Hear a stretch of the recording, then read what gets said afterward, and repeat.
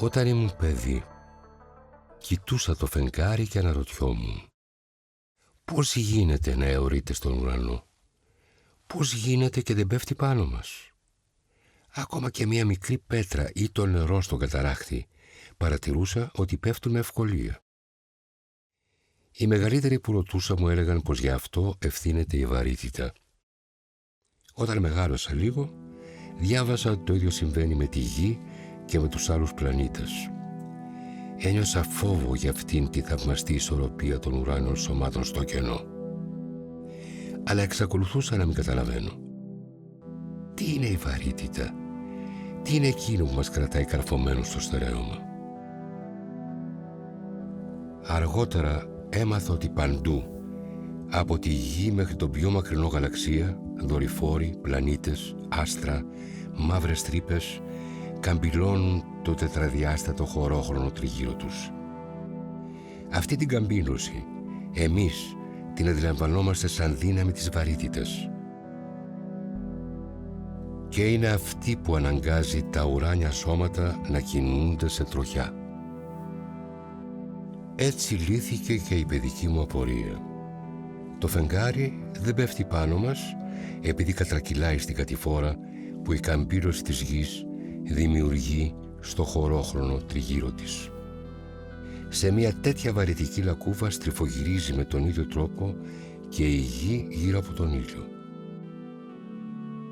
Σαν ένα μικρό καραβάκι που πλέει στη συμπαντική θάλασσα, που αντί για νερό περιέχει χώρο και χρόνο σε μια αδιάσπαστη ενότητα.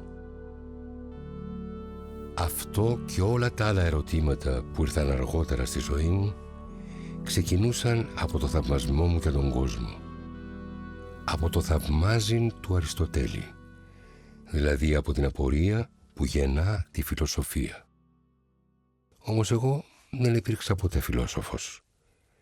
Τίποτε όμως δεν με εμπόδισε να σκέφτομαι. Διότι η έρευνα εμπεριέχει την περιέργεια. Και η περιέργεια αυτή είναι μια κινητήρια δύναμη για τον άνθρωπο, για τον κάθε άνθρωπο. Έχουμε λοιπόν περιέργεια, έχουμε δράση για να δώσουμε απάντηση στα ερωτήματα που μας απασχολούν.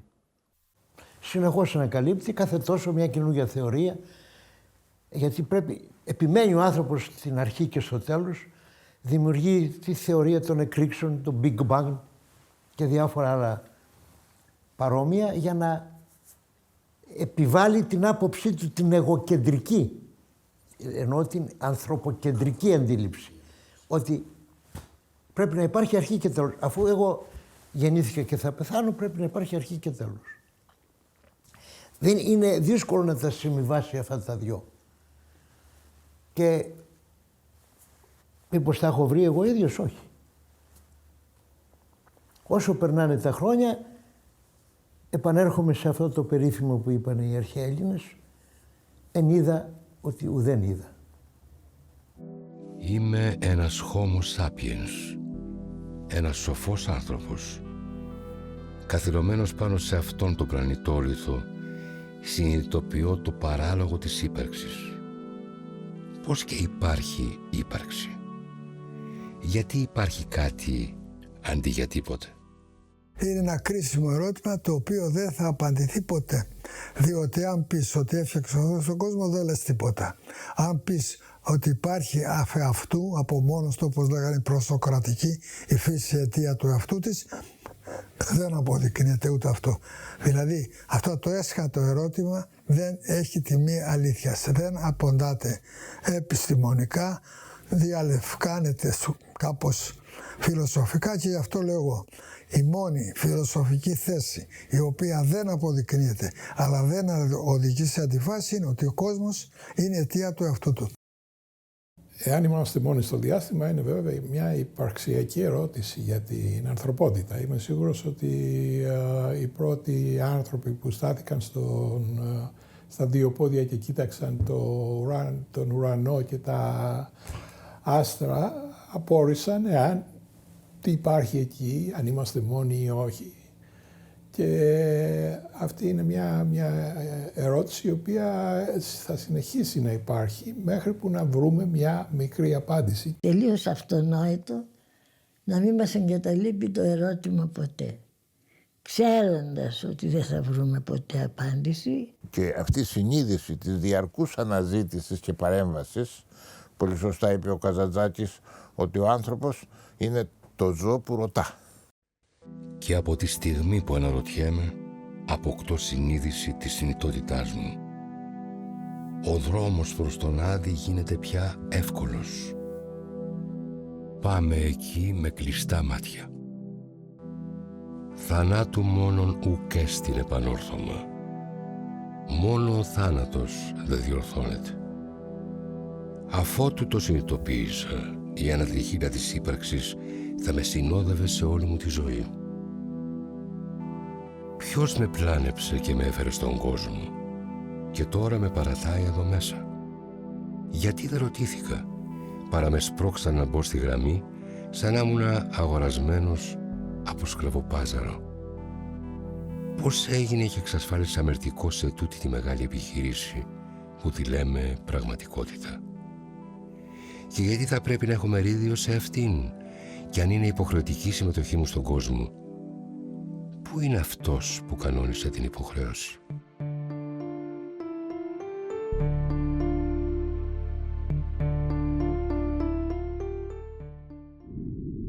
Το έτος 2016, ο άνθρωπος ο σοφός κατάφερε να ανιχνεύσει για πρώτη φορά βαρυτικά κύματα που την ύπαρξή τους είχε προβλέψει έναν αιώνα νωρίτερα ο Αϊνστάιν. Αυτά προήλθαν από τη συγχώνευση δύο μελανών οπών σε απόσταση 1.300.000.000 ετών φωτός από τη Γη. Δηλαδή από ένα γεγονός που συνέβη πάρα πολύ παλιά και ο απόϊχός του φτάνει σήμερα σε εμάς με τη μορφή των βαρυτικών κυμάτων. Σαν τον κυματισμό που σβήνει στη Γη η ακτή από ένα βότσαλο που κάποιος έριξε στη συμπαντική θάλασσα πριν από 1.300.000.000 χρόνια.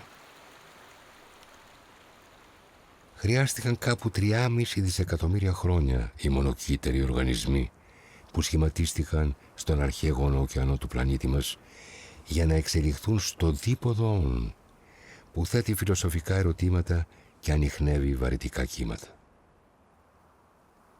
Πριν από μόλις 70.000 χρόνια, ουσιαστικά χθες στην γεωλογική κλίμακα, ο Homo sapiens ήταν ένα ακόμα τρομαγμένο και ασήμαντο ζώο που προσπαθούσε να επιβιώσει σε μία γωνία της Αφρικής. Ένα όν που κοιτούσε τα αστέρια χωρίς να έχει την παραμικρή ιδέα για τη θέση του στο σύμπαν. Στις χιλιετίες που ακολούθησαν, χρησιμοποίησε τα μπροστινά του μέλη για να χειριστεί όπλα και εργαλεία. Ανέπτυξε ένα φωνητικό σύστημα για να επικοινωνεί με τα άλλα μέλη του είδους του. Χάρη σε αυτές τις πρωτοφανείς ικανότητες, μπόρεσε να διασκορπιστεί σχεδόν σε ολόκληρο τον πλανήτη και να επιβληθεί στα άλλα είδη, δημιουργώντας αυτό που σήμερα αποκαλούμε πολιτισμό. Κανένα άλλο είδος πάνω στον πλανήτη δεν έχει καταφέρει να χρησιμοποιήσει τις ικανότητες των χεριών του και του μυαλού του για να φτιάξει κάτι που του αυξάνει τη δύναμη. Όμως, ο άνθρωπος στην αρχή σκότωνε τον συνάνθρωπό του, έχουμε αποδείξεις, και έτρωγε και το μεδούλι του. Πέρασε σε ένα άλλο στάδιο. Δεν τον έτρωγε, τον σκότωνε. Επανάσταση μεγάλη από το ένα στάδιο στο άλλο. Περάσαμε μετά σε ένα άλλο στάδιο. Δεν τον έτρωγε, δεν τον σκότωνε, τον έκανε αιχμάλωτο. Αιχμάλωτο να του δουλεύει, σκλάβο. Μετά απαγορεύτηκε και η σκλαβιά και η δουλειά του αιχμαλώτου. Και ήταν απλώς αιχμάλωτος. Εκεί βρισκόμαστε τώρα. Για χιλιάδες χρόνια πιστεύαμε και εξακολουθούμε να πιστεύουμε ότι είμαστε το περιούσιο πλάσμα κάποιου δημιουργού που μας τοποθέτησε στο κέντρο του σύμπαντος.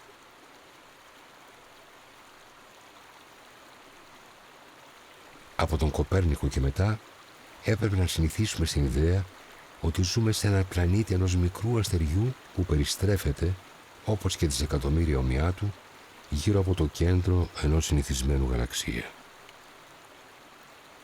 Από τον Δαρβίνο και μετά έπρεπε να συνηθίσουμε και στην ιδέα ότι είμαστε το υπέρτατο αλλά τυχαίο αποτέλεσμα μιας εξελικτικής πορείας που ξεκίνησε πριν από δισεκατομμύρια χρόνια στον πλανήτη. Και όμως, αυτά τα κοινότυπα γεγονότα έχουν υπάρξει δύο από τα μεγαλύτερα μυστικά της ιστορίας. Νομίζω ότι βρεθήκαμε, είμαστε προϊόν μιας εξέλιξης των ειδών και πιστεύω πως αφού βρεθήκαμε και έχουμε ένα νου το οποίο διαχειριζόμαστε για να δημιουργούμε, καλό είναι να το χρησιμοποιούμε. Αυτή είναι η αντίληψή μου και εκεί σταματάω. Όπως αντιλαμβάνεστε, είχε βρει μία θερμοκοιτίδα που λέγεται Ανατολική Μεσόγειος και ιδιαίτερα μία θερμοκοιτίδα που λέγεται Αιγαίο. Πουθενά στον κόσμο αυτή την εποχή δεν υπήρχε πιο κατάλληλος τόπος για να αναπτυχθεί ο Homo sapiens όταν έφευγε από το στάδιο της τροφοσυλλογής και πέρναγε στο στάδιο της τροφοπαραγωγής.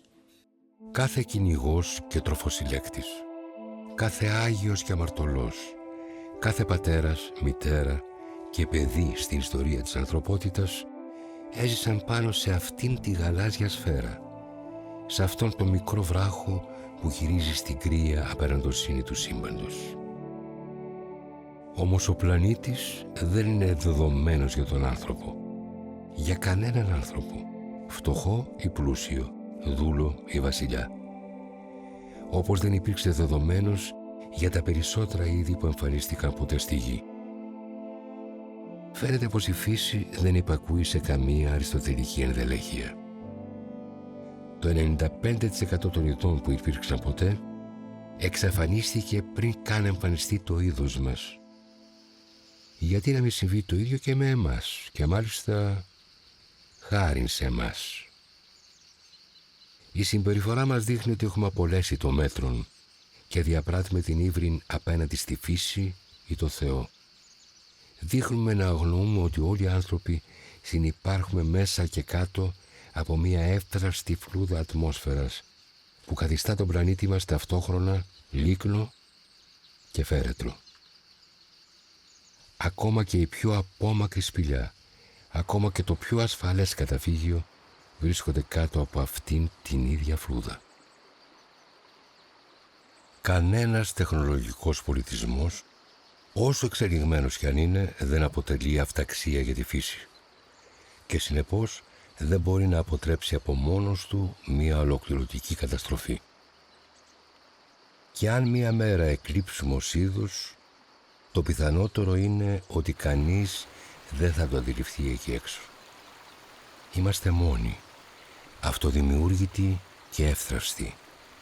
Ένα βιολογικό είδος προσαρμοσμένο να ζει σε έναν μικρό πλανήτη. Ως είδος ο άνθρωπος πόσο θα αντέξει?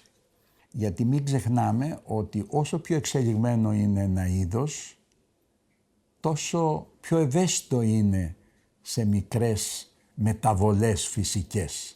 Αυτό που λέμε πραγματικότητα είναι ένα τοπίο που μεταβάλλεται διαρκώς. Ένας κόσμος όπου τα πάντα ρει και ουδέν μένει.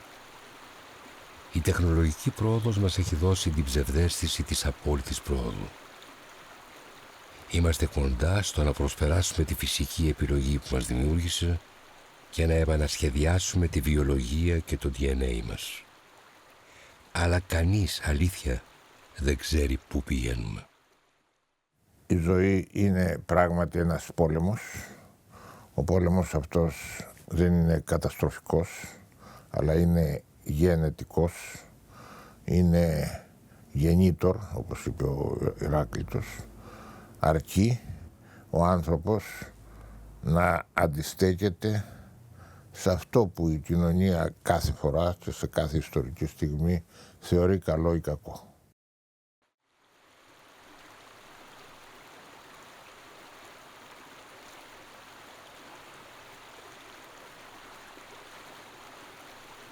Δεν είμαι μόνο δημιούργημα της φύσης, αλλά και της ιστορίας.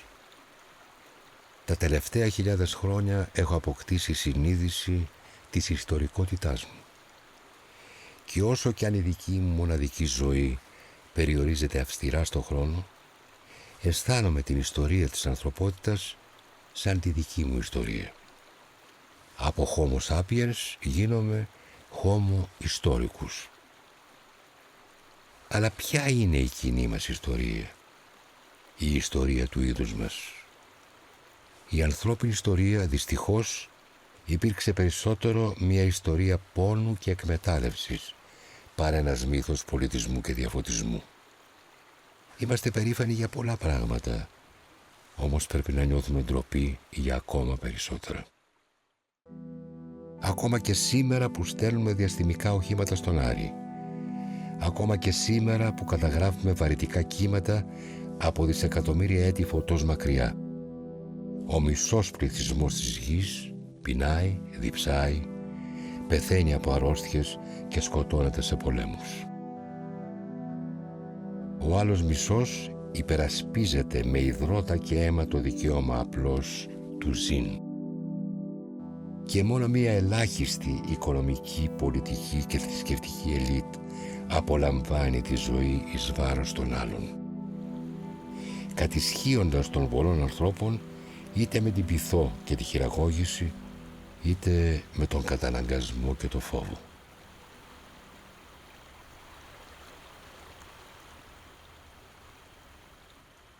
Ποιος είναι ο μεγαλύτερος φόβος μου? Ότι θα εξακολουθήσουν και οι επόμενες γενιές να ζουν με συνθήκες λίγο πολύ των σταυροφοριών, του δουλεμπορίου, της εκμετάλλευσης. Ο άνθρωπος στη διάρκεια της ιστορίας του σοφίστηκε τέχνες και επιστήμες που δεν τις βάζει ο νους. Κι όμως μία στο καλό, μία στο κακό κυλάει. 25 αιώνες αφού ο Σοφοκλής μιλούσε για την εσωτερική διφυΐα του ανθρώπου, φαίνεται πως τίποτα ουσιαστικά δεν έχει αλλάξει. Το αδύναμο φως της λογικής μόνο παροδικά διαπερνά τον κόσμο. Είδαμε με τα ίδια μας τα μάτια την καλύτερη εκπαίδευση, την πιο σοβαρή πειθαρχία και τη συνειδητή εργασία να βρίσκουν εφαρμογή σε τρομερά σχέδια. Τόσες φρικαλαιότητες δεν θα ήταν δυνατές χωρίς τόση αρετή. Οι χειρότερες από αυτές έγιναν με την επίκληση του καλού στο όνομα της σωτηρίας του ανθρώπου, σε αυτόν ή τον άλλο κόσμο. Χρειάζεται πολλή επιστήμη, αλλά εξίσου και ηθικά προσόντα για να σκοτώνονται τόσοι άνθρωποι και να αφανίζονται τόσα αγαθά και τόσες πόλεις μέσα σε τόσο λίγο χρόνο.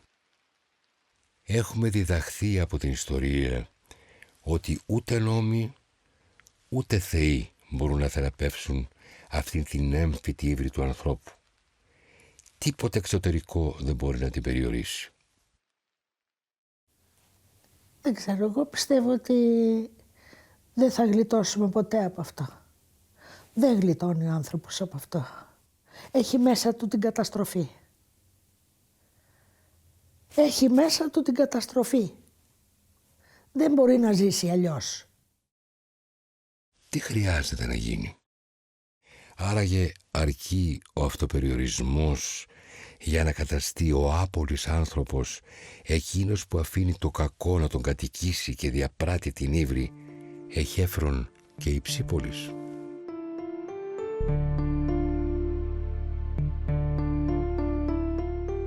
Το ομορφότερο πράγμα που ένιωσα στη ζωή μου ήταν το μυστήριο. Αυτό το θεμελιώδες συναίσθημα που κυριαρχεί στον αληθινό έρωτα, την αληθινή τέχνη και την αληθινή επιστήμη. Όποιος δεν το γνωρίζει και δεν μπορεί να νιώσει δέος, είναι σαν νεκρός, ένα σβησμένο κερί.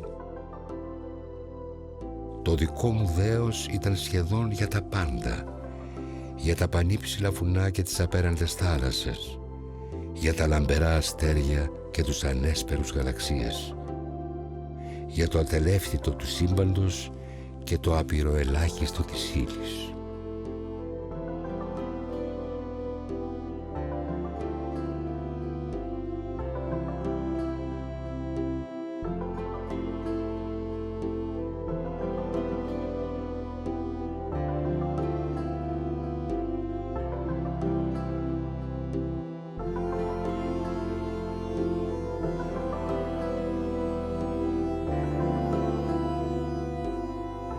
Όμως το μέγα δέος, τον μέγιστο φόβο και τον μέγιστο θαυμασμό μου τον γέννησε ο ίδιος ο άνθρωπος.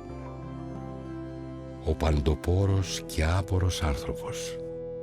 Ο παντοπόρος άνθρωπος που διαπλέει τις θάλασσες και κατεβαίνει στα βάθη των ωκεανών, που ταξιδεύει σε αχαρτογράφητα σημεία της γης και μελετά μακρινά αστέρια του γαλαξία, που εισχωρεί σε ανεξερεύνητα τοπία του σώματος, της ψυχής και του νου. Ο πολυμήχανος άνθρωπος μπορεί να κοιτάει χωρίς αμηχανία στο μέλλον. Και παρόλα αυτά είναι άπορος, αδιέξοδος, αφού δεν μπορεί να διαπεράσει το ανίκιο, αδιανόητο και όμως βέβαιο τείχος του θανάτου και να κοιτάξει τι υπάρχει πίσω από αυτό. Πολλά είναι τα φοβερά, μα τίποτα δεν υπάρχει πιο φοβερό από τον άνθρωπο. Ούτε η θάλασσα, ούτε ο χειμώνας, ούτε τα άγρια θηρία. Τίποτα. Ούτε ακόμα και οι θεοί. Όλα τα όντα έκαναν, κάνουν και θα κάνουν τα ίδια πράγματα, επειδή είναι αυτά που είναι από τη φύση τους και δεν αυτοκαθορίζονται. Το ίδιο ισχύει και για τους θεούς, που είναι αυτό που είναι χωρίς να έχουν κάνει τίποτα για αυτό. Ο άνθρωπος όμως, το τι είναι ο άνθρωπος είναι έργο του ίδιου του ανθρώπου. Οι άνθρωποι δεν πήραν τίποτα από τους θεούς και κανένας θεός δεν τους έδωσε τίποτα. Τον άνθρωπο δεν τον δίδαξε κανείς. Δίδαξε τον εαυτό του. Ένας τον άλλο δίδαξε τη λαλιά, τη σκέψη, την όρεξη να ζει σε πολιτείες. Δεν μπορείς μόνος σου. Ο άνθρωπος δεν μπορεί μόνος του. Τελείωσε. Αυτό είναι αξίωμα. Είμαι δημιούργημα, είμαι ό,τι το χωριό με έχει πλάσει. Όπου παρουσιάζεται ένα περίεργο φαινόμενο. Ο κάθε απεραθήτης, ο συγχωριανός δηλαδή, δεν αναγνωρίζει κανέναν άλλον πάνω από τον εαυτό του. Αυτός είναι ο μοναδικός. Όταν όμως χρειάζεται να αντιμετωπιστεί ένας κοινός κίνδυνος, το χωριό ενώνεται. Επαναλαμβάνω λοιπόν τη φράση του Παπαδιαμάντη που έχει γράψει κάπου: «Η πόλης δεν μας καλεί, η ερημία δεν μας διώκει».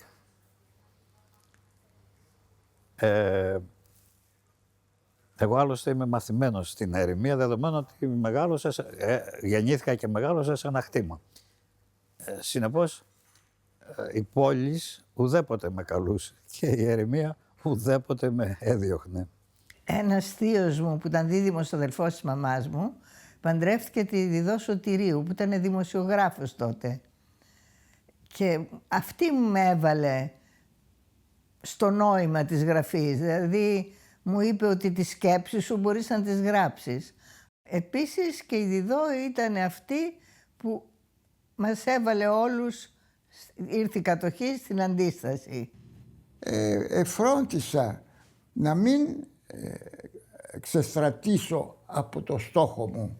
Είχα πάντοτε ένα στόχο.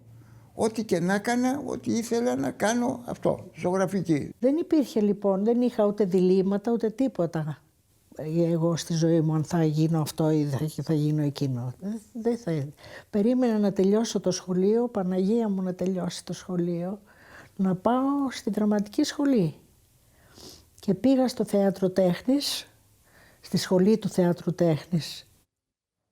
Αρνήθηκα την προσφορά του πατέρα μου να πάρω το φαρμακείο όταν έγινα πλέον 16 χρονών και θα πήγαινα να σπουδάσω στο πανεπιστήμιο. Αρνήθηκα να γίνω φαρμακοποιός. Μου λέει ο πατέρας μου, τρελάθηκες. Θα αλλάξεις τον κόσμο, το να σπουδάσεις οικονομικά και θα γίνεις οικονομολόγος. Ναι πατέρα, θα σπουδάσω οικονομικά και θα αλλάξω τον κόσμο. Τα πίστευα.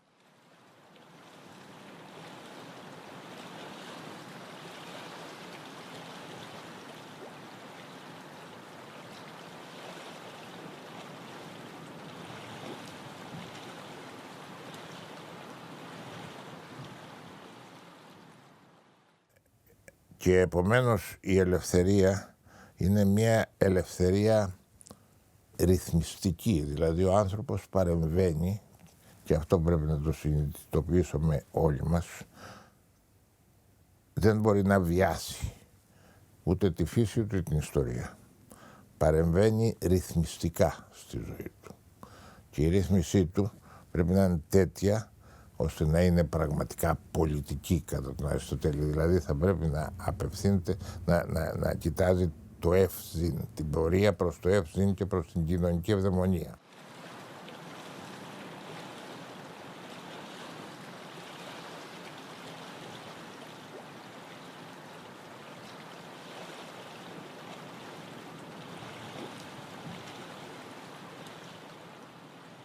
Θεέ, ο καύσων αυτός χρειάζεται για να υπάρξει τέτοιο φως.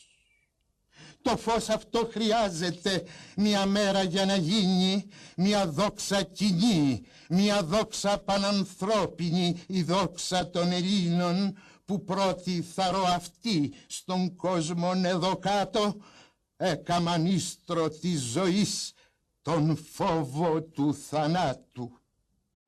Ο φιλόσοφος Καστοριάδης διορθώνει τον ποιητή Εμπειρίκο αντικαθιστώντας το φόβο με τη γνώση του θανάτου. Η αντινομία αυτή γίνεται ίστρος ζωής και η γνώση του θανάτου γίνεται πηγή δημιουργίας. Πριν από 3.000 χρόνια, οι πρόγονοί μου συνειδητοποιούν, ίσως πρώτοι από όλους τους ανθρώπους, την έννοια της θνητότητας. Ο άνθρωπος, σκέφτονται, πρέπει να σκέφτεται σαν θνητός. Θνητά φρονήν. Με εκφράζει απόλυτα. Να σκέφτεσαι σαν θνητός. Λένε πως ο Επίκουρος γλίτωσε τους αρχαίους από το φόβο του θανάτου. Δεν τους γλίτωσε, αλλά τους παρηγόρησε. Είπε, όταν είναι αυτός δεν είμαστε εμείς και όταν είμαστε εμείς δεν είναι αυτός. Εγώ λέω το εξής. Ήρθαν έτσι τα πράγματα που είμαστε θνητοί. Να δεχτούμε αυτή την αναγκαιότητα για να μπορέσουμε να ηρεμήσουμε και κάτι να κάνουμε στη ζωή. Ζούμε σαν αθάνατοι, ενώ έπρεπε να ζούμε σαν αυτό που είμαστε, σαν θνητοί. Αυτή η δελφική επιταγή από τα χρόνια του Ομήρου γίνεται το επίγραμμα της ζωής τους. Και η τραγική σύλληψη του κόσμου γίνεται η ουσία του πολιτισμού τους. Έτσι μαθαίνουν να ζουν τη ζωή τους με τη βεβαιότητα του θανάτου.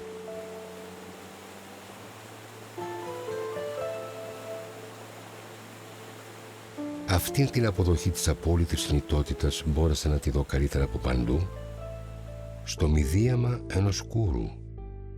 Στο μηδίαμα που αποκαλύπτει τη χαρά του ανθρώπου μπροστά στο θαύμα του κόσμου.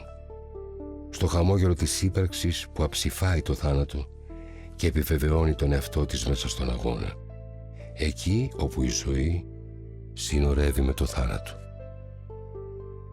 Όσο περισσότερο οι προγονείς μου συνειδητοποιούν τη θνητότητά τους, τόσο περισσότερο εκτιμούν, αγαπούν και απολαμβάνουν την επίγεια ζωή σε τούτο τον φωτεινό τόπο. Και όχι μόνο επειδή είναι τέτοια η ομορφιά του, αλλά και επειδή, αν προσέξουμε καλύτερα, καταλαβαίνουμε γιατί ο κάθε Θεός έχει διαλέξει τον τόπο του ή οι άνθρωποι για λογαριασμό του. Πράγμα που για μένα είναι το ίδιο. Ακόμα και το πολίτευμα για μένα συνδέεται με το φυσικογεωλογικό περιβάλλον του αιγαιακού και περιαιγαιακού χώρου. Δεν πάει οποιοσδήποτε Θεός σε οποιονδήποτε τόπο. Και σε αυτόν τον γεμάτα από φως τόπο δεν είναι τυχαίο πως άνθησε ένας σπουδαίος πολιτισμός. Τέτοιος που ο πάταγος από την πτώση του φτάνει μέχρι σήμερα εκοφαντικός στα αυτιά μας.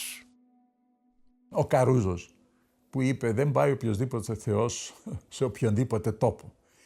Εμείς λοιπόν, εγώ προσωπικά μελέτησα αυτόν τον τόπο και προσπαθώ να δω ποιοι θεοί εντάσσονται μέσα σε αυτόν τον τόπο. Και πραγματικά, εάν δει κανένας την εξέλιξη, για παράδειγμα, του ελλαδικού χώρου, μπορεί κάλλιστα να δει όλα αυτά που λέει ο Καρούζος, ο οποίος δεν ήταν γεωλόγος, αλλά το είχε αντιληφθεί από αρχαιολογική σκοπιά ο άνθρωπος. Τι γίνεται, ο άνθρωπος εδώ, λόγω κλίματος, βρίσκεται πολλές φορές έξω, στο ύπαιθρο. Μα εκεί θα συναντήσει και κάποιον άλλον άνθρωπο. Δεν θα του πει μια καλημέρα, δεν θα συζητήσει μεταξύ του. Μα συζήτηση όμως τι σημαίνει? Σημαίνει ανταλλαγή απόψεων, που πάντα δεν είναι ίδιες. Δεν καταλήγουμε στις ίδιες απόψεις. Έχουμε αντίθετες απόψεις. Δηλαδή έχουμε ένα διάλογο. Μα η δημοκρατία τι δεν είναι διάλογος? Προσέχτε.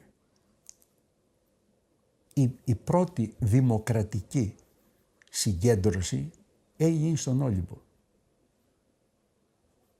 Δεν μπορεί να το πιστέψει κανένας.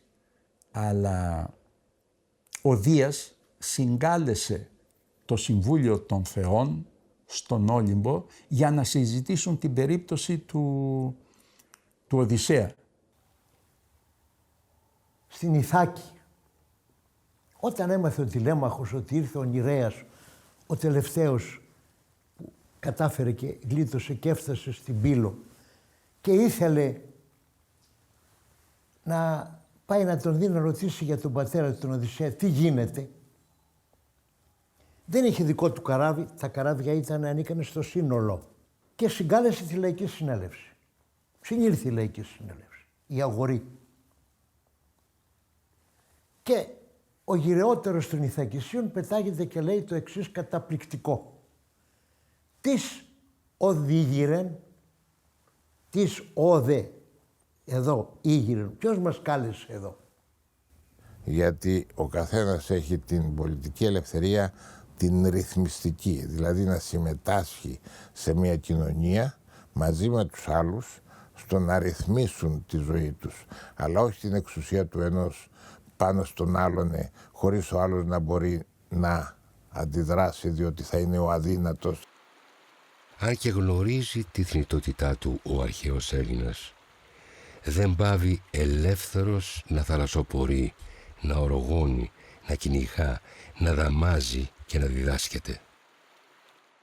Συμβαίνει άραγε το ίδιο με τη ζωή μας? Έζησα άραγε σωστά ή μήπως φατάλισα το μερίδιο του χρόνου που μου έτυχε ή που μου δωρήθηκε?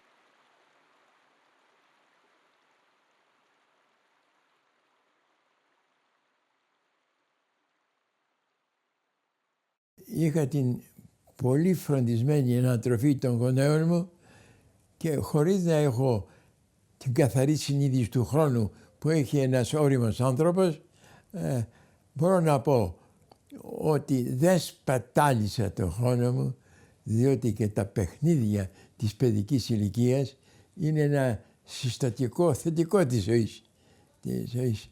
αλλά ούτε και εξοικονόμησα ιδιαίτερα, διότι δεν είχα ακόμα τη συναίσθηση ότι ο χρόνος είναι κάτι σπάνιο. Αργότερα, όταν ήρθαν από την εφηβεία τα πολλαπλά καθήκοντα, αισθανόμουν το χρόνο ότι είναι πολύ ο λίγος και ότι δεν μου επιτρέπει να πραγματώσω όλους τους σκοπούς μου. Να θυμηθούμε πάλι τον Καβάφη.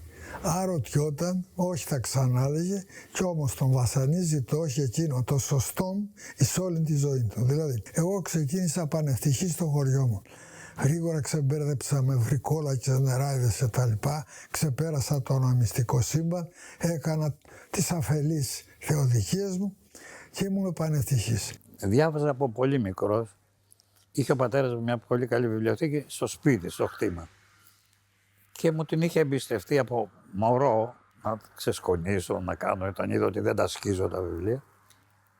Και έτσι έμαθα να διαβάζω και να διαβάζω πριν πάω στο σχολείο. Και άρχισα να διαβάζω ό,τι έβρισκα σε βιβλιοθήκη. Εγώ διάβαζα Νίτσε, χωρίς να καταλαβαίνω τίποτα φυσικά. Ήμουνα βέβαια σε αυτό πάρα πολύ τυχερή, γιατί είχα νονό τον Καζαντζάκη, είχα φοβερά μορφωμένους γονείς, είχα καλούς δασκάλους, δηλαδή αυτό λέω πάντα και το ξαναλέω και θα το ξαναλέω. Ήμουνα πολύ τυχερή, έδωσα βέβαια πολύ ακριβό εισιτήριο για να μπω στη ζωή, για την αναπηρία μου. Και θεωρώ τον εαυτό μου πολύ τυχερό που στην εφηβεία γνώρισα όλον αυτό τον κόσμο και διαμορφώθηκα σαν άνθρωπος που μπορεί κάπου αλλού να είχα τραβήξει. Αλλά ήταν πάρα πολύ σπουδαία για μένα όλα αυτά που πέρασα. Και καμιά φορά με τη φίλη μου τη Ζόρ Σαρή, πριν φύγει, λέγαμε να μην το πούμε πουθενά ότι τα πιο ευτυχισμένα μας χρόνια ήταν τα χρόνια της κατοχής. Δεν είχα καθόλου οικονομικά μέσα. Προοριζόμουν μάλλον για μετανάστες στην Αυστραλία, όπως όλοι.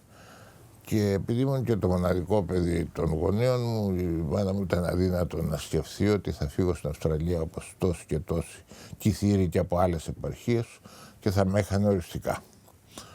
Οπότε επίσης από τους δασκάλους μου, από τους καθηγητές μου, από τους αυτούς και ο πατέρας μου ότι έστω χωρίς λεφτά, έστω δεν ξέρουμε τι υδρότα και τα λοιπά, να πρέπει να σπουδάσω. Ήρθα το 1956, τότε ήμουν 22 χρονών, με την αδελφή μου και πήγαμε στο χωριό. Ήμασταν τα Αμερικανάκια που γυρίσανε στο χωριό, τα πρώτα Αμερικανάκια που ήταν στο χωριό τότε. Και μετά ερχόμουν κάτι 2 χρόνια. Και οπότε δεν μπορώ να πω ότι παράπονα, χάρη στην τηλεόραση, γνώρισα 47 χώρες. Δεν είναι λίγο πράγμα. Το 2004 υπήρχαν 194 και το 2011 έγιναν 195 γιατί απεκόπη το Νότιο Σουδάν από το υπόλοιπο Σουδάν. Φυσικά όταν πια είχα πάει και στις 194 ήταν πια κάτι σαν καθήκον και υποχρέωση απέναντι στους φίλους να πάω και στην 195η. Ο Βαν μου είχε πει μια φορά όταν πρωτοργήσαμε, ξέρεις, λέει, να δώσεις τον εαυτό σου την ευκαιρία να είσαι τυχερός. Και το σκέφτηκα αυτό, λέω, μα τι εννοεί αυτό το πράγμα, και σιγά σιγά άρχισα και το καταλαβαίνω. Δηλαδή, εάν έχεις δουλέψει σκληρά, έχεις κάνει έχεις προετοιμαστεί για οποιοδήποτε ενδεχόμενο κτλ. Όταν δεις την ευκαιρία την αναγνωρίζεις. Και αυτό λέγεται τύχη. Ενώ εάν δεν είσαι προετοιμασμένος, μπορεί να εμφανιστεί η ευκαιρία και να μην το πάρεις καν η είδηση. Διάγουμε το βίο μας ελεύθερη και ζωτική, ή μήπως ο προσωπικός μας θάνατος επέρχεται όχι ως το αναπόφευκτο γεγονός του τέλους, αλλά ως παραίτησή μας από την ίδια τη ζωή. Γιατί χειρότερο και από το θάνατο ίσως να είναι η υποταγή μας σε αυτόν. Η γενική, ας πούμε, κατάπτωση του επίπεδου της παιδείας στη χώρα μας είναι μια τραγωδία και πρέπει να την αντιστρέψουμε. Αυτό με λυπεί αφάνταστα. να ξέρω ότι ποιοι είμαστε και τότε και ποιοι είμαστε τώρα.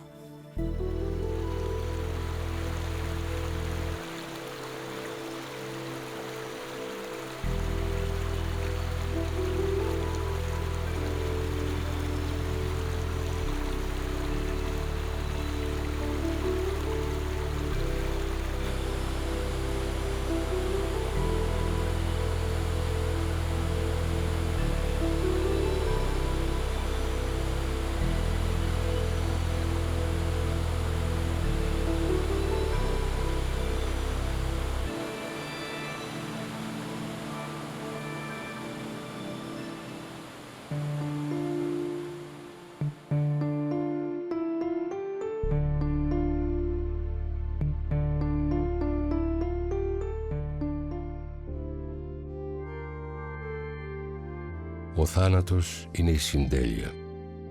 Η συντριβή κάθε ελπίδας αθανασίας είναι έργο δύσκολο, γιατί δεν αρκεί να σβήσεις όπως όλα σβήνουν και χάνονται. Δεν αρκεί να υποκύψεις. Το σπουδαιότερο είναι να ανακαλύψεις το θάνατο σαν φιλία με την εκμυδένιση.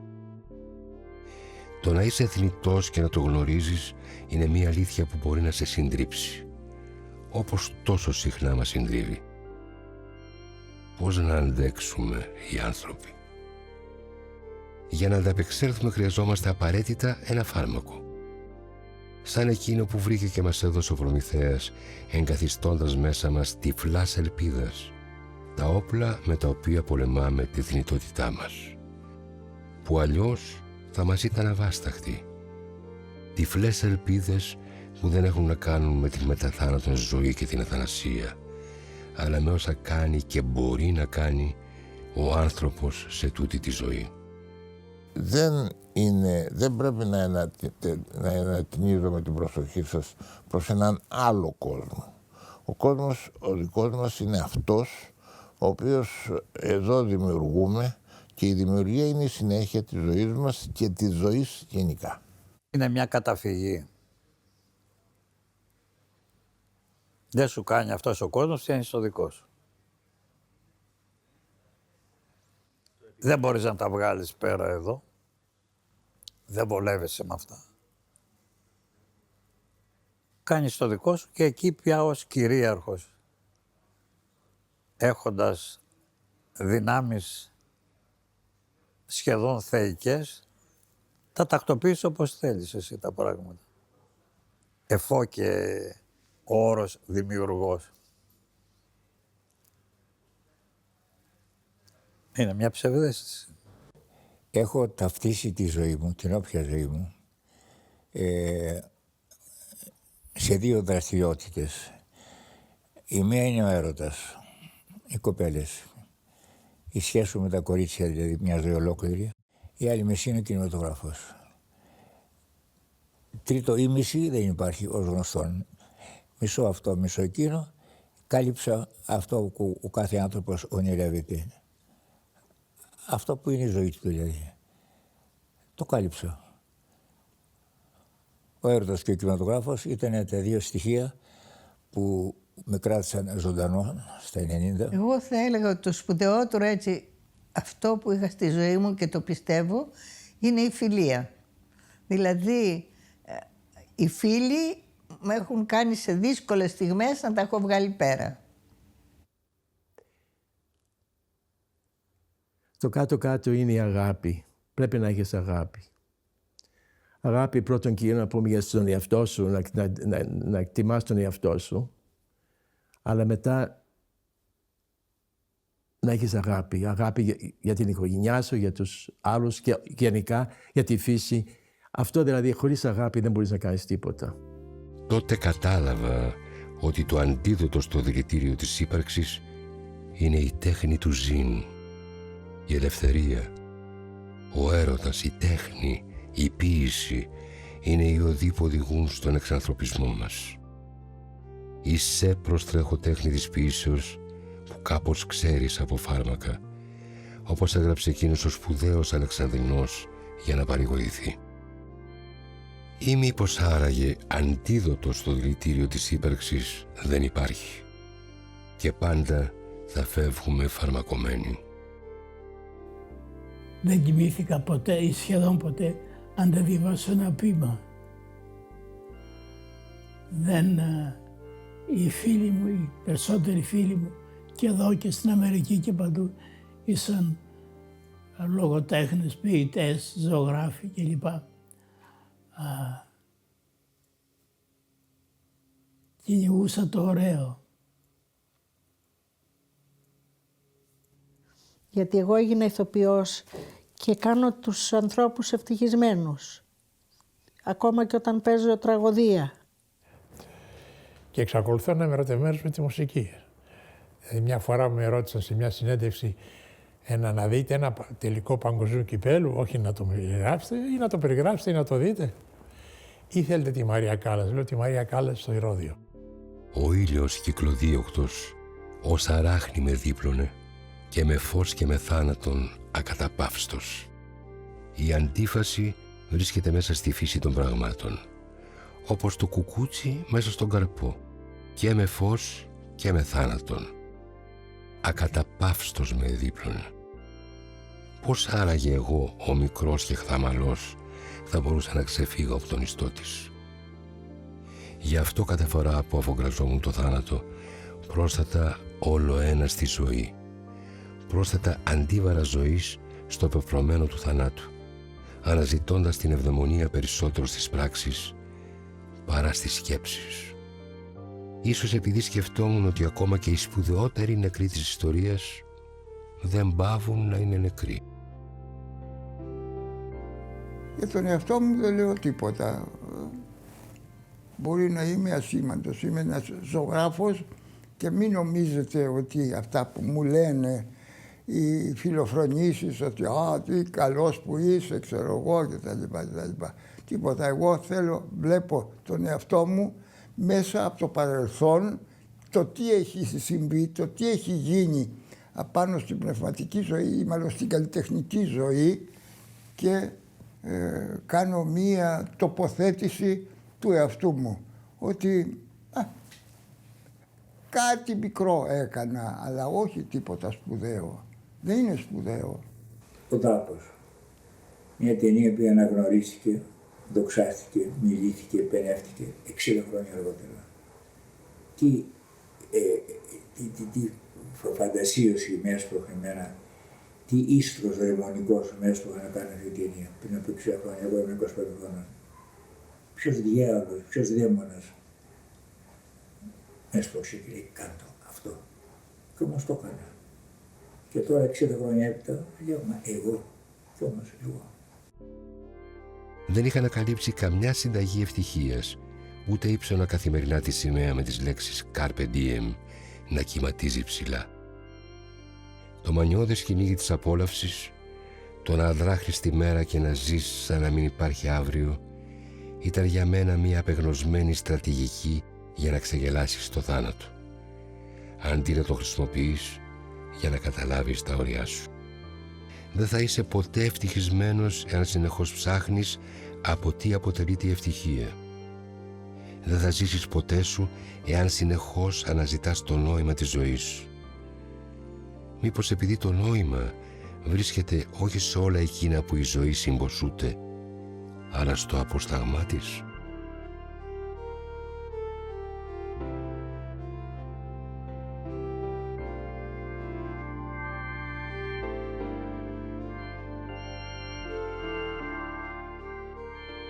Γενικά με χαρακτηρίζει η συναίσθηση του καθήκοντος.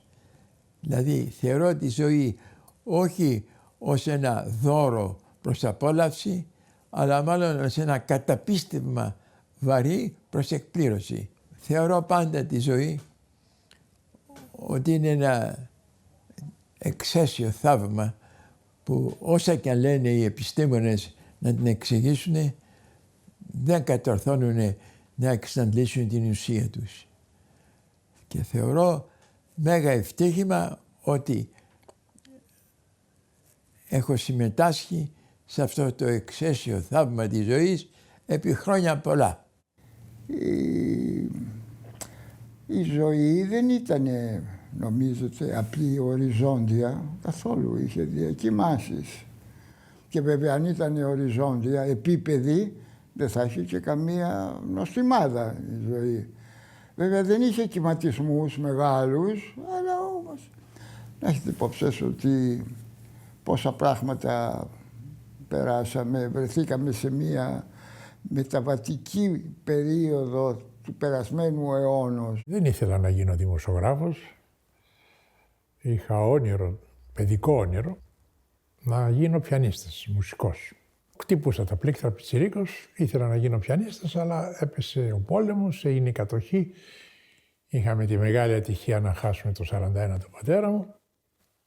Θέλω να πω ότι ήδη στα νεότερα παιδιά, ότι αν ζουν μια ζωή χωρίς ποίηση, χωρίς μουσική, χωρίς έρωτα και αγάπη, δεν είναι ζωή αυτή. Είναι μιζέρια. Φαίνεται πως η ζωή είναι μοναδικό γεγονός και μας συμβαίνει μία φορά. Ζεις μόνο μία φορά, αλλά αν το κάνεις σωστά, μία φορά είναι αρκετή. Έτσι νομίζω.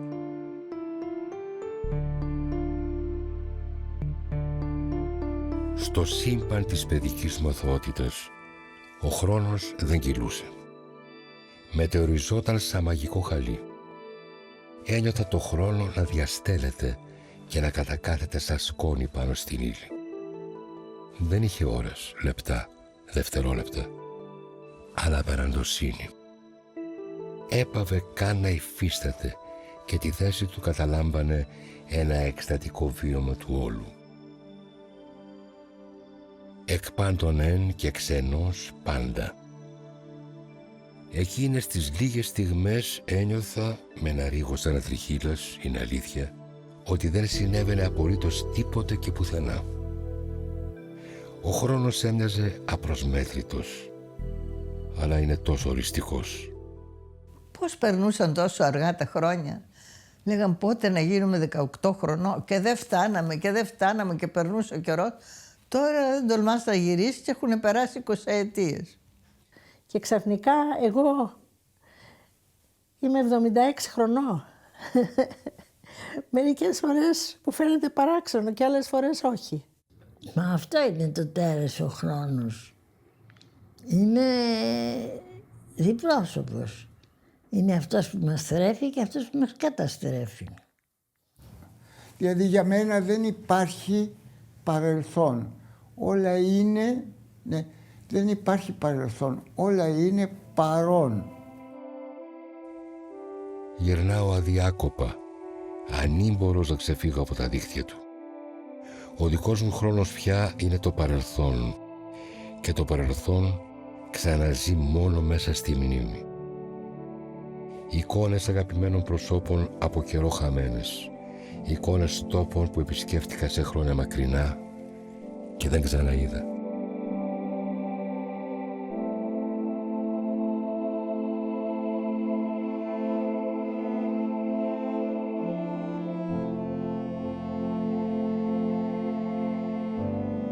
Και κυριολεκτικά θα χαθώ.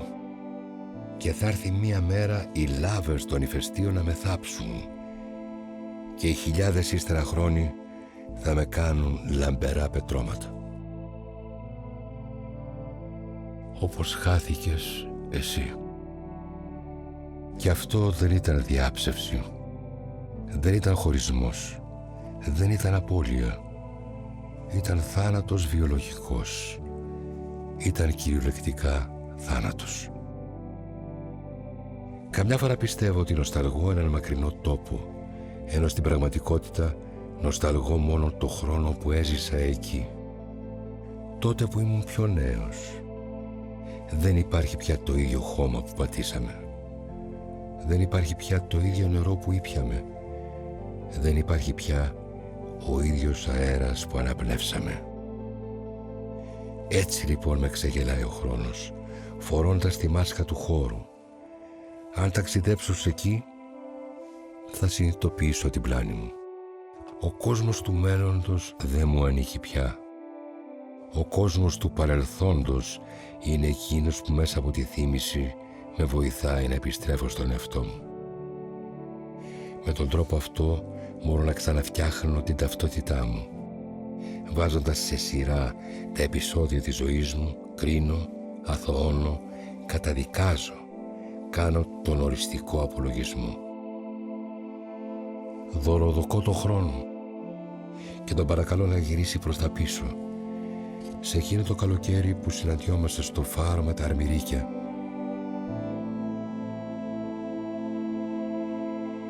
Ο χρόνος της ζωής μας δείχνει να ρέει ασταμάτητα προς μία κατεύθυνση, χωρίς να υπάρχει γυρισμός.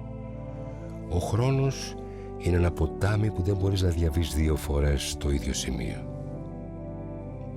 Άραγε, τι θα έκανα ή τι δεν θα έκανα ξανά εάν μπορούσα να γυρίσω το χρόνο πίσω? Και τι δεν θα έδινα κάποιες στιγμές στη ζωή μου να μπορούσα να ξαναπεράσω το ποτάμι στο ίδιο σημείο?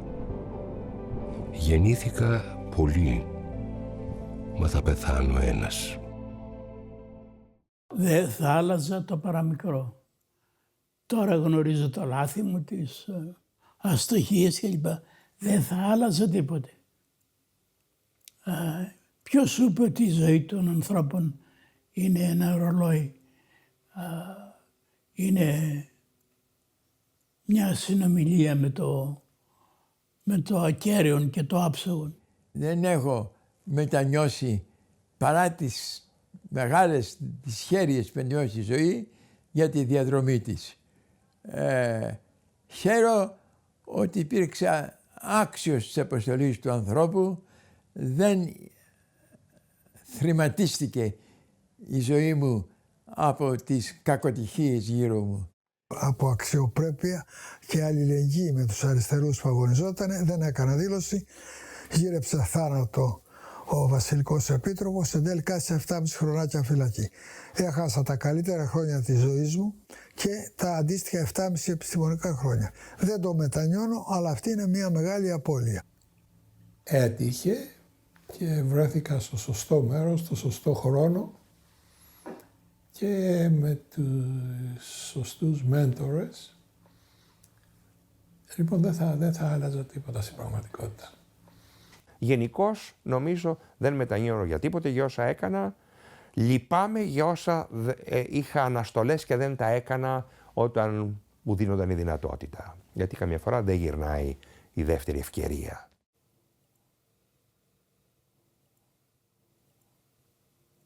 Πώς αν άλλαζα θα ήμουν πολύ ανάλατος, αδερφέ μου.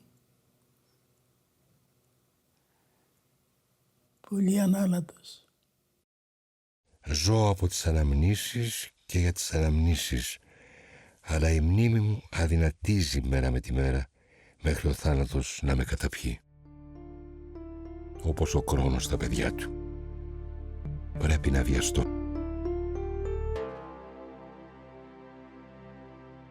Μια νύχτα του καλοκαιριού ξάπλωσα στο χώμα και όπως κοίταξα τον ουρανό, Θεέ μου, πόσα άστρα, τι απεραντοσύνη. Με έπιασε πανικός. Από ποια σκοτεινή άβυσσο ερχόμαστε? Άραγε, ή μήπως δεν έχουμε έρθει από καμία σκοτεινή άβυσσο, ούτε πάμε στο σκοτάδι, αλλά ήμασταν πάντα εδώ, στο αιώνιο, αθάνατο και θείο άπειρο του αναξίμανδρου. Εκεί που γεννιούνται όλα τα όντα, εκεί όπου επιστρέφουν μοιραία όταν ολοκληρωθεί η φθορά τους.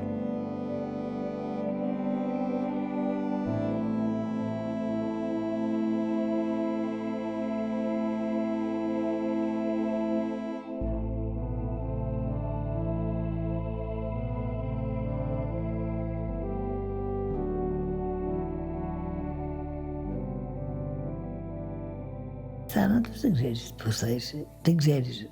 Καλά, ξέρεις ότι δεν θα είσαι. Αλλά αυτό το δεν θα είμαι, δεν ξέρεις πώς δεν θα είσαι.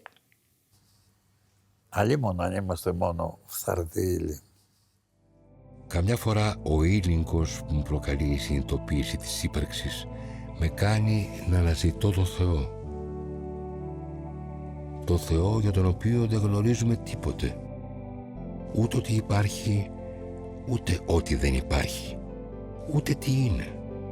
Μόνο πιστεύουμε. Πιστεύω, Κύριε, διότι είναι παράλογο. Αν υπάρχει Θεός, που θέλω να πιστέψω ότι υπάρχει μια δύναμη, κάτι που δεν το καταλαβαίνουμε, δεν μπορούμε να το περιγράψουμε, υπάρχει, αλλά μέσα σε αυτή τη ροή, αυτό είναι τύχη. It's luck. Δεν είμαι εγώ αυτής της κατηγορίας. Δηλαδή ούτε ξέρω πώς να τον πλησιάσω, ούτε ξέρω πού να τον βρω. Εγώ δεν μπόρεσα. Δεν έγινα ποτέ χριστιανός με την έννοια του πιστού. Δεν ήμουν πιστός, ούτε άπιστος ήμουνα. Ένα ψάξιμο, μια έρευνα. Δεν μπορώ να πω ότι είμαι θρήσκος, δεν μπορώ να πω ότι πηγαίνω κάθε μέρα στην εκκλησία. Αλλά πιστεύω, όταν θα έρθει η ώρα, θα έρθει η ώρα. Δεν θα πω όμως ότι, ξέρεις, πέθανα, τι έκανα στη ζωή μου. Τίποτα δεν έκανα στη ζωή μου, ήμουν, ξέρω εγώ, κάτι.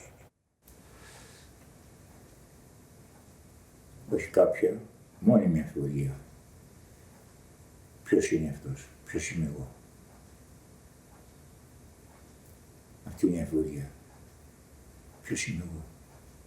Αυτός ο ένας, τι ξέρω εγώ, τίποτα δεν ξέρω. Είμαι αθώος. Δηλαδή προτάσω αυτή την αθωότητά μου. Είμαι αθώος. Η θρησκεία μας έχει αυτό το ότι είσαι διαρκώς σε τρομοκρατεί με έναν αιώνιο τρόμο. Ότι είσαι συνεχώς υποκρίση και συνεχώς υποκατηγορία. Είτε είμαστε δημιουργήματα κάποιου Θεού, είτε είμαστε σπορά της τύχης, η ζωή δείχνει να μην έχει κάποιον εγγενή σκοπό. Όμως αυτό δεν σημαίνει ότι είναι μάταιη. Το καταλαβαίνω εκείνες τις λίγες στιγμές που η ομορφιά της με κάνει να βρουκώνω.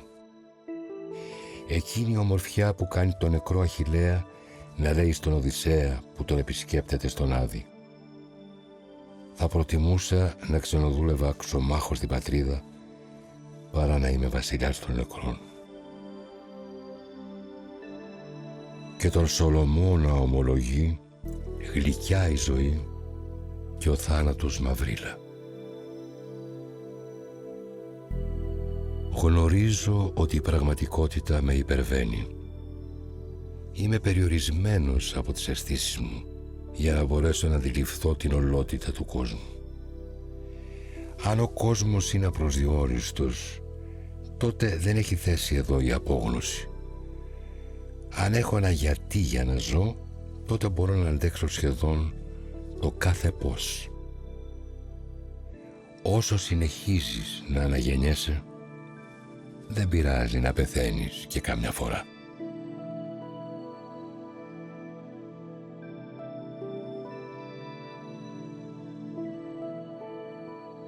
Νομίζω ότι ο καθένας το περιγράφει διαφορετικά ή αποφεύγει να το περιγράψει.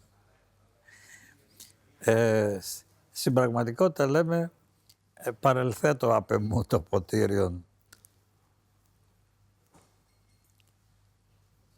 Έχουμε την ψευδαίσθηση της αθανασίας. Δεν ξέρω. Εγώ θέλω να πιστεύω ότι θα είναι, it's like an adventure, θα είναι μια περιπέτεια.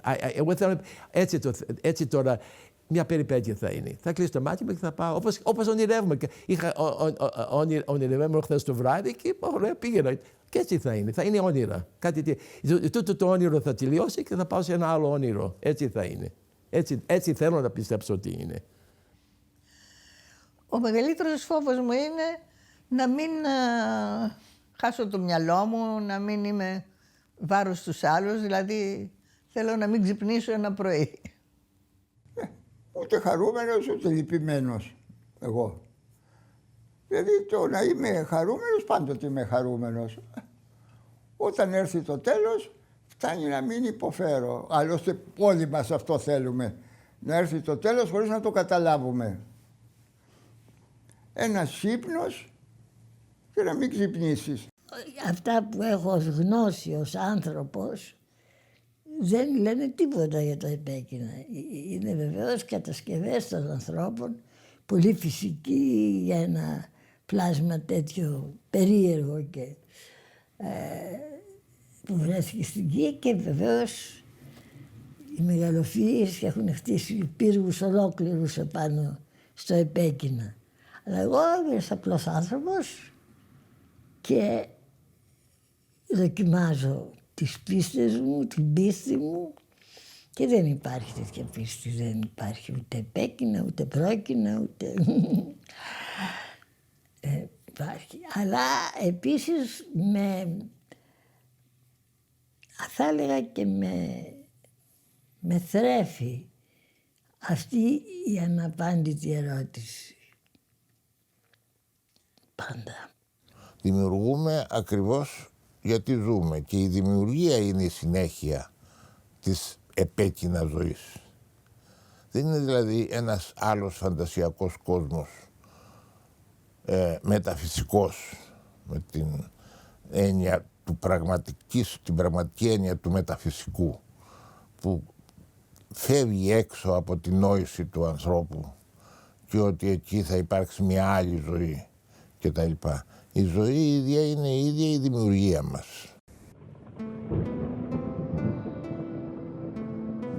Όταν ήμουν νέος, ο θάνατος ακουγόταν σε μένα σαν μία απόμακρη φήμη, σαν τον ήχο μιας μακρινής βροντής στον καταγάλανο ουρανό μιας εκδρομής. Ανυποψίαστος, σαν να μην είχε τέλος ο χρόνος μου, έτρεχα τριγύρω και χειροκροτούσα στο θέατρο όπου η σάρκα μου υποκρινόταν πως τα είχα κερδίσει το παιχνίδι της ζωής. Καθυλωμένος στη βαρετική μου λακκούβα, στριφογύριζα μαζί με τον πλανήτη μου, ένθεος και αδαής ταυτόχρονα, μη γνωρίζοντας τελικά αν ο δρόμος έχει τελειωμό, ή απλώς αν ανέβαζα την πέτρα στο χείλος της γης και εκείνη ξανακυλούσε στη ρίζα, σε ένα παιχνίδι χωρίς αρχή και τέλος. Ποτέ μου δεν πίστεψα σε καμία παράλογη μοίρα, ούτε στη θεία πρόνοια. Δεν αποδέχτηκα ότι μπορούσα να καθαρίσω την ψυχή μου με τελετουργίες. Ούτε ένιωσα περιπίδημος σε τούτον τον κόσμο, το δικό μου κόσμο. Μόνον αυτόν έχω να κατοικώ και δεύτερη ευκαιρία δεν θα έχω. Εδώ ανήκω και το επέκεινα δεν με αφορά. Το ματαιό της ματαιοτήτων ήταν απολύτως ξένο για μένα. Αν και όλη η γνώση που μάζεψα προσπαθώντας και μοχθώντας τόσα χρόνια για να φτάσω στη δική μου Ιθάκη, δεν με έβγαλε πουθενά. Όμως χωρίς αυτήν δεν θα έβγαινα στο δρόμο. Η Ιθάκη μου έδωσε το ωραίο ταξίδι, όμως τίποτα πιο οριστικό από αυτό το καραβάκι που διασχίζει το άπειρο. Τίποτα πιο οριστικό, αφού όπου να είναι θα σβηστεί από το τοπίο και οι άνθρωποι θα έχουν ξεχάσει τη σκιά του. Ο κούρος που μου χαμογελάει ενιγματικά το κάνει επειδή αψηφά το θάνατο ή γνωρίζει κάτι που με υπερβαίνει. Όταν ήμουν νέος, ο θάνατος ήταν για μένα μια απόμακρη φήμη. Τώρα που τα βαριά γυρατιά κρέμονται πάνω από το κεφάλι μου, η φήμη επιβεβαιώνεται. Όμως η χαρά μου είναι μεγάλη που συμμετείχα σε αυτό το θαύμα της ζωής, που λυκνίστηκα σε αυτόν τον συμπαντικό χώρο. Φτάνω στο τέλος του ταξιδιού ικανοποιημένος, σαν μία ελιά που ορίμασε πάνω στο δέντρο και θα πέσει, ευλογώντας το χώμα που θα την κρατήσει και ευχαριστώντας το δέντρο που τη γέννησε. Και να είμαι τώρα εδώ, γέρος, να τραβάω προς τον τάφο μου με ένα μοναδικό τρόπο. να χαίρομαι που είμαι ζωντανός και να λυπάμαι που η ζωή μου τελειώνει. Ζήσε, έρχομαι.